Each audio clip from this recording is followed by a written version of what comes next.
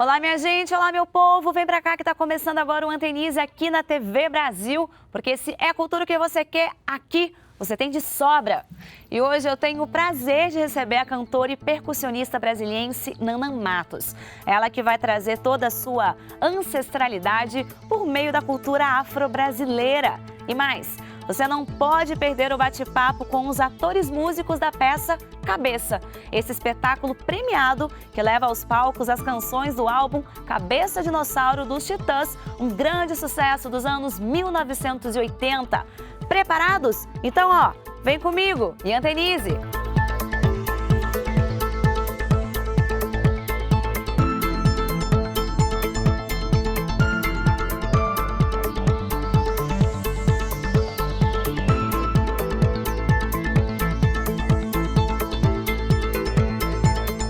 Essa artista busca na diversidade cultural afro-brasileira o combustível para criar um repertório rico, criativo e de autoafirmação.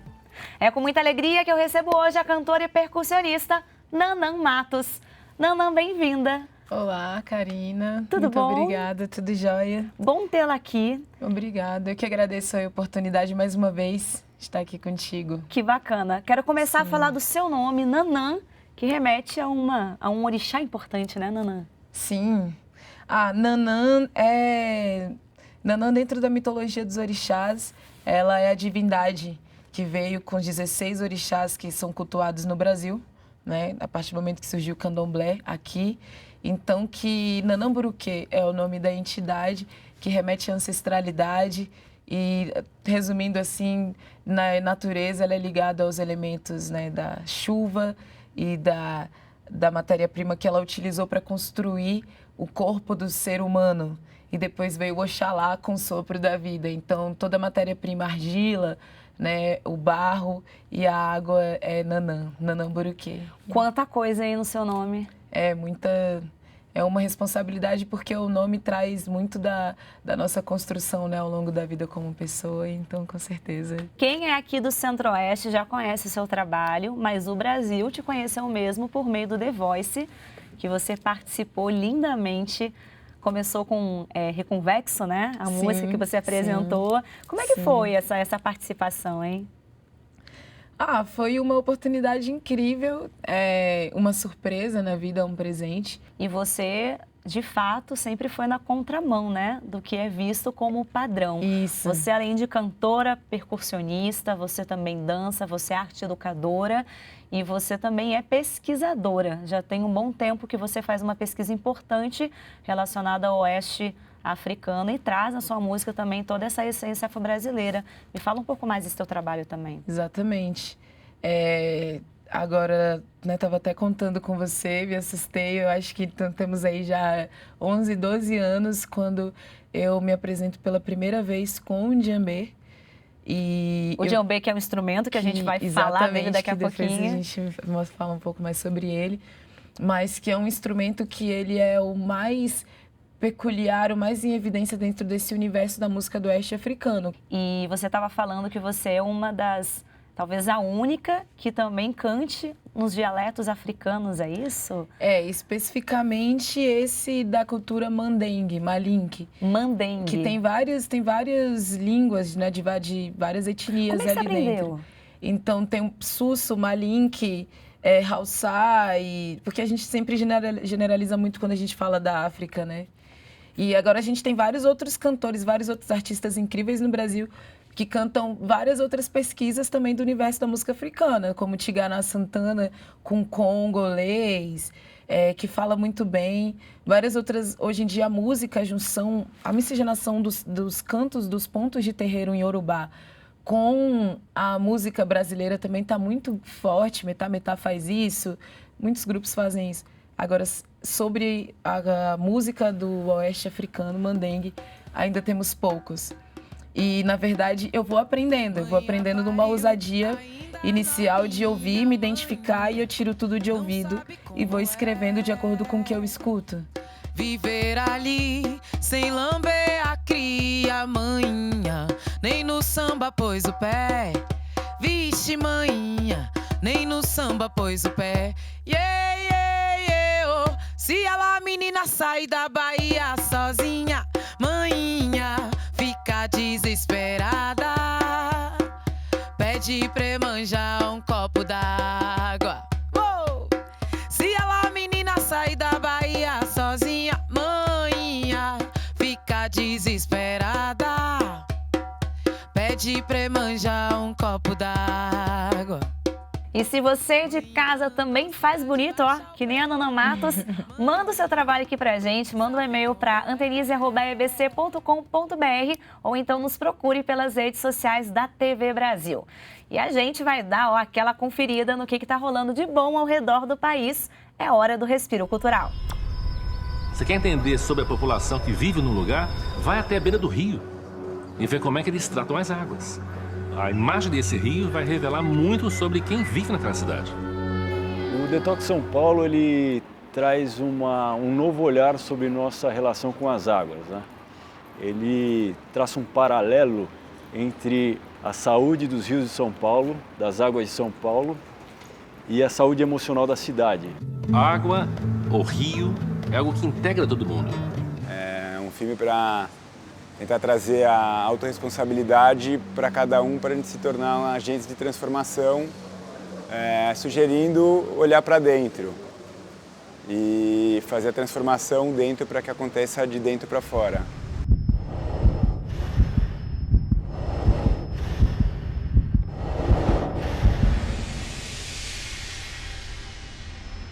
Um grupo de teatro e uma peça que, na verdade, é um documentário cênico, que mistura rock, política e história. E traz como pano de fundo o LP Cabeça Dinossauro, da banda Titãs, lá de 1986. Eu converso agora com o grupo Complexo Duplo e a peça Cabeça. Tudo bom, gente? Sejam bem-vindos. Deixa eu começar a falar com o Felipe, diretor. Eu quero saber por que utilizar esse LP tão icônico, né? Tão importante aí para a carreira dos Titãs. Pois é, você falou tudo, né? É um disco muito icônico e muito representativo, não só do rock dos anos 80, como da música de modo geral e também do comportamento de uma juventude que era a juventude que a gente estava começando a entrar nessa juventude, né? Então a peça fala sobretudo da nossa geração, que hoje em dia está com 40 e poucos anos, tal, por volta disso, né? A gente tem um pouco, uma diferença. 40 e muitos. 40 e poucos, 40 e muitos, 30 e muitos, assim, mas a maioria tem 40 e poucos. E então o rock nacional dos anos 80 foi muito importante pra gente, né? Foi muito determinante, assim, como formador de gosto musical, quase formador de caráter. Expressão mesmo, assim. Política, fortíssimo. Totalmente. O que vocês quiseram abordar misturando a história com a política? Existe um paralelo do que era feito por meio do rock lá nos anos 80 com o que a gente vive hoje, por exemplo? Eu acho que a gente, na verdade, assim, tem a impressão de que, claro, a gente evoluiu em muitos aspectos, né, ainda bem, né, e continuamos evoluindo, mas em alguns aspectos, né, a gente está num momento político muito parecido com, né, um momento indefinido ali dos anos 80, né, que estava saindo de uma ditadura e não sabia para onde ia e tal, então tem uns paralelos assim, e a impressão é que as músicas foram compostas ontem, né? É muito curioso isso, assim, a potência da obra de arte dos Titãs, né? Tem esse lado bacana de você pensar que é uma música que permanece, mas tem um lado também a se pensar, né? Nossa, passaram uns 30 anos e as músicas têm uma atualidade ainda, assim. Então, eu acho que a gente escolheu esse disco, né? Porque também ele fala de temas muito determinantes, muito chave, né, para a sociedade, né? Fala da segurança, do Estado, da polícia, da igreja, né, da religião, do poder, projeto de poder da religião, da família, enfim. Família, papai, mamãe, titia. Família, almoça junto todo dia. Nunca perde essa mania. Mas quando a filha quer fugir de casa, precisa descolar um ganha-pão. Filha de família se não casa, papai e mamãe não dão nenhum tostão. Família rei, família ra, família. Família rei, família ra, família. E hoje eu vim conhecer um pouco mais do trabalho desse artista, Francisco Brenan. Ele que está no auge dos seus 90 anos, já são 75 anos de carreira e ele já expôs também em mais de 90 países. Brenan, o mestre dos sonhos. Vamos conhecer?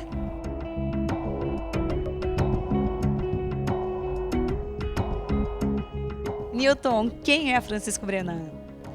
Alguns dizem que é um mago. Eu não gosto muito dessa expressão.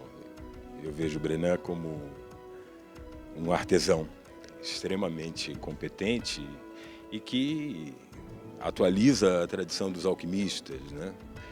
E a cerâmica, ela, lógico que o artista e o artesão trabalham com vários truques, mas todos os truques são claros e evidentes. A não ser alguns segredos da formulação da argila, por exemplo, a maneira como o fogo se manifesta, porque aí o Brenan mesmo disse que o forno é um coautor. E esse jogo de transmutação da matéria, né, carrega uma boa dose de mistério, mas também carrega uma boa dose de ciência. O Brenan, quando vai ver se a peça tá boa, ele dá uma pancada, ele identifica pelo som, se queimou direito ou não, sabe?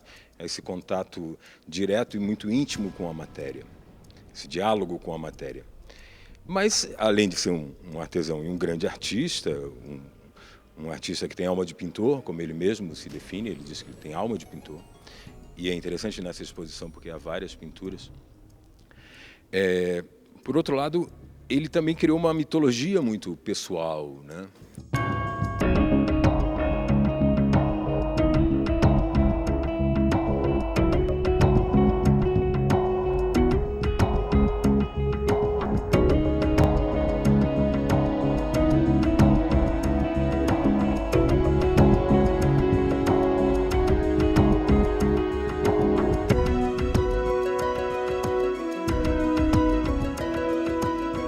E teve mais gente mandando também um oi cheio de cultura aqui pro programa. Vamos ver o que foi, hein? Roda aí esse VT.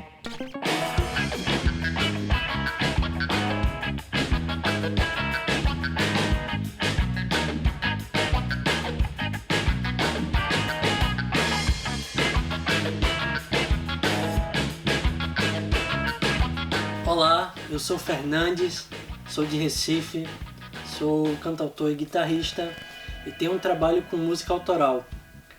Acabei de lançar o meu primeiro álbum, chamado Bonanza, e nesse disco eu busco trabalhar a guitarra com timbres, texturas, referências percussivas e ambientes sonoros, fazendo uma relação da canção popular com a música contemporânea brasileira. Não te trago rosas, pois os espinhos podem nos furar. Te trago um sorriso estampado na cara, sem medo de ser feliz. Eu quero mandar um alô para a turma toda do programa Antenize. E se for pra ser assim, seja pra sempre, já passou. E se for pra ser assim, seja, eu não vou ficar pra ver.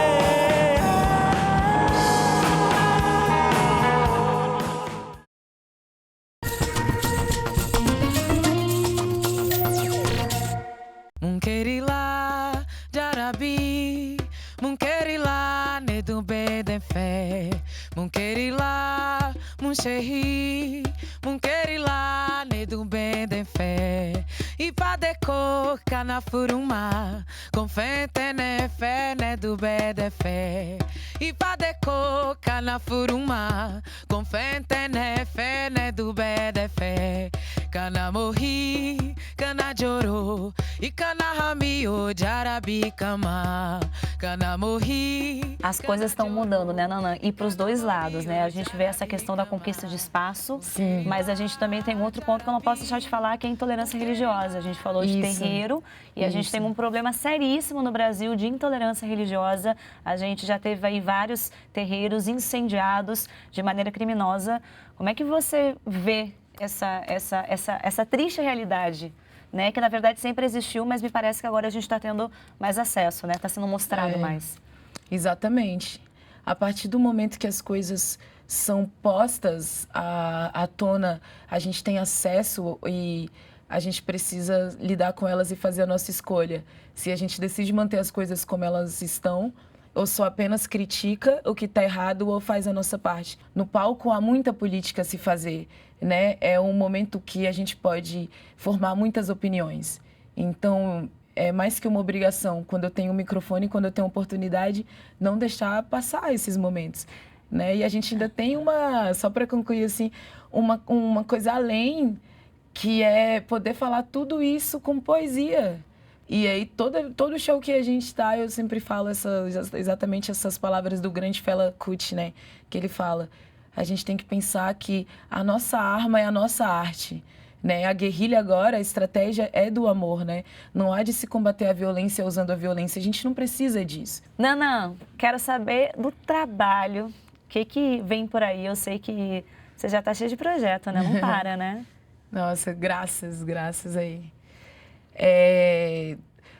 Agora, esse primeiro semestre, né, já estou precisando de todas as formas iniciar a gravação aí do meu primeiro disco, né, que já decidimos que vai ser um EP, que eu já venho em circulação com esse trabalho no formato show já há 2 anos. Ao mesmo tempo, esse disco ele vai virar um formato de um show mais afrofuturista, assim, mais afrodigital. A partir do momento que eu convido a DJ Odara, que já sai de Brasília e passa a residir em São Paulo, né? Tá lá agora, amadurecendo e tal, vivenciando várias coisas. E a gente está montando um projeto de performance, onde eu vou tocar e vou cantar. E tudo aquilo que a gente faz ao vivo na banda, ela vai soltar ali nas picapes. E a gente vai ter um formato mais comercial, mais prático. Continuo com as minhas aulas do Foliaie. É muita coisa que eu faço, nossa senhora. Ou seja, arte, dança, você é arte educadora, como eu falei, e tá aí, muitos projetos. Nanã, muito obrigada. Eu adorei conversar contigo. Também. Muito sucesso pra você aí. Axé. Axé. Vai levar a vida inteira pra lhe agradecer. África de seu trono de rainha, dona da realeza, mãe da matéria-prima, vai levar a vida inteira pra lhe agradecer. E o Antenise sai aqui do estúdio agora para te mostrar mais um espaço que respira cultura. Vamos lá?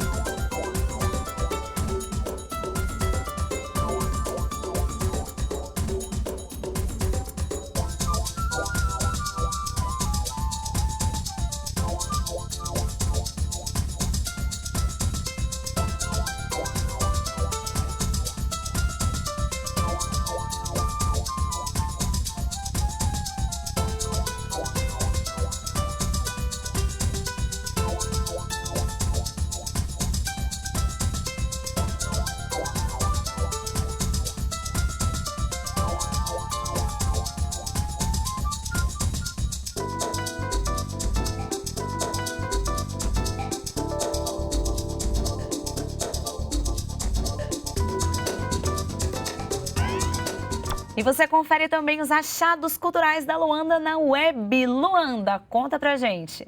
Muita gente não sabe, mas desde 2013 uma lei determina que todo mundo aprenda na escola sobre história e cultura africanas. O material ainda é pouco, mas tem gente procurando mudar isso. É o caso da socióloga Odara Delé e do historiador Edson Pereira, que são idealizadores do aplicativo Alfabanto. O app é voltado para o público infantil e busca trabalhar o vocabulário da língua Kimbundu, de Angola, além de mostrar as contribuições africanas para o nosso jeito de falar.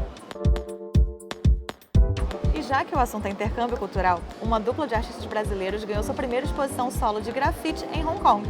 Eu estou falando dos irmãos Gustavo e Otávio Pandolfo, mais conhecidos como os Gêmeos. A mostra Déjà Vu traz instalações sonoras e novas pinturas com a marca inconfundível da dupla. Semana que vem a gente volta. Tchau! Agora, gente, uma grande sacada, né? Pegar esse trabalho do Titãs também que tem um público gigante. Como é que vocês têm o feedback do público acompanhando? E eu queria saber se algum integrante do Titãs já acompanhou vocês. Sim, 2 já foram assistir. E aí? A gente quase tremeu, né? Desmaiou. A gente teve o prazer. 2 foram assistir, o Tony Bellotto e o Charles Gavan, que moram lá no Rio de Janeiro, né? Que a gente ainda não foi a São Paulo, que onde os outros moram, é mais fácil, né, no lugar onde eles moram. E o Tony e o Charles foram assistir. Eu acho que o Antelo pode falar um pouco mais da emoção do Charles ali, porque ele toca bateria na peça, assim. Então, foi muito emocionante pra gente, assim. Foi bem legal, assim, que a gente convidou ele para tocar com a gente, né? Porque ele ficou bastante emocionado a primeira vez que ele foi, ele queria voltar. E a gente fez o convite, ele aceitou, assim, ficou bem feliz, assim. E foi muito legal, né? Eu como baterista, assim, né? E ele chegar e tocar, ele é uma pessoa muito muito tranquila, assim, e super acessível. E tocou e foi ótimo, foi bem emocionante. Imagino que uma emoção para vocês, para ele e para o público. Sim, o Tony Bellotto foi junto com a Malu Mader e com os filhos deles, assim, então foi muito curioso, assim, porque no final o Tony estava muito emocionado, assim, né, se sentindo muito homenageado, assim, e aí veio a Malu com os filhos, tipo, tira foto ali com eles, assim, a gente falou, gente, que louco, né, tá invertendo as coisas. Assim, e o Charles com a filha, né, que revisitou a obra dele pela peça, né? Ele falando, olha, ela começou a ver, ele levou a filha, foi assistida, ele levou para casa, ela começou a ouvir o disco a partir da peça. E o Charles falou uma coisa muito interessante, assim, que foi a homenagem mais bonita que o Titãs recebeu em 30 anos de banda, né? Aliás, cabeça premiadíssimo também.